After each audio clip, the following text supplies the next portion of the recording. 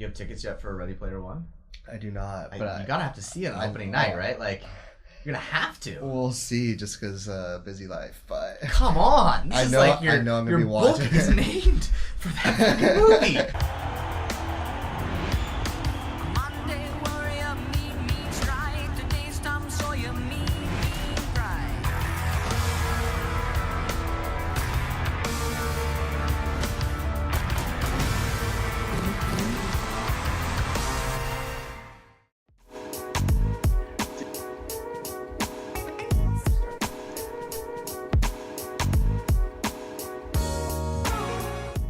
Set out a goal to do a article series. So say I'm going to do an 8-part series.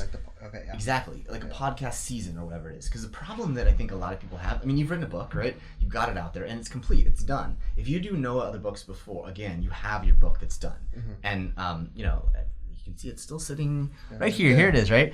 But then the problem is like, you're like, well, I got to do something again, but you sort of are signing up for this lifetime commitment if you blog. Mm-hmm. And so, but if you decide to use Medium and just do an article series, you could never blog again. You could do your 8-part series and then not blog again, but say, oh yeah, listen, I just use Medium to publish my 8-part series or my 4-part series or whatever it is. Because I think that's the trick. Like, if you wanted to sort of talk about this, talk about your deep learning research, basically look at it, step back and say, all right, like, what are the 8 things I would write about? And just attack them in that way and then be done. Because if you then don't do anything again, you at least have your series. Like, oh cool, check out my series that I wrote on it.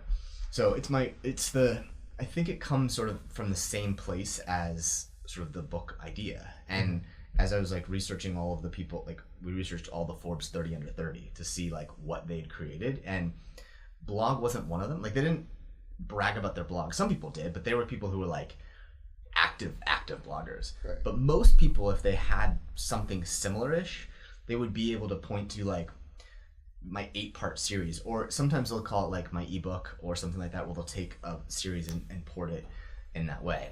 So I think if you're thinking about it, I would just tell you to like invest a little more up front and be strategic about it and say, great, I'm going to test this out and do an 8-part series. And then if you're like done, you do a next 8-part series or whatever it is.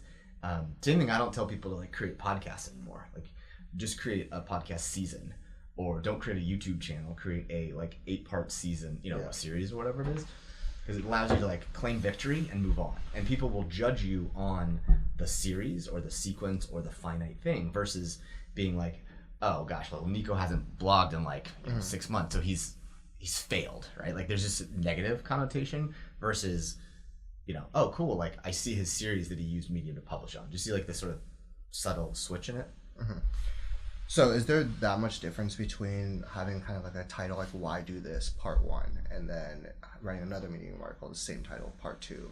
Is it a little bit different than like a series where you have an overarching kind of like topic and you have different posts? Or? I think they're all the same. I mean, I think it's the same thing. I just think it shows forethought, right? Like, and I think that's the trick in it is like, rather than do a series, sort of like something that you don't know how it fits together, you just invest a little bit more up front for 2 reasons. One, it shows your reader like the kind of there's a progression to happen, and like when they look at it, they can sort of see those pieces. Whether you go back and edit or not edit is irrelevant, but at least you sort of got a story to it. And the second part of it, I think, is it actually keeps you accountable. And so if you say, hey, I'm gonna do an 8-part series, you do an 8-part series and be done. This buddy of mine, Adam, was telling me, he's like, my New Year's resolution for 2018 is I'm gonna blog. So I'm gonna blog once a week. And I was like, you're fucking gonna fail.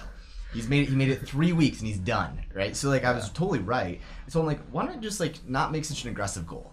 Just basically say I'm gonna do these 8 things, and whether at some point you'll finish them if but you set it out there where there's a conclusion versus every week feels like forever to me.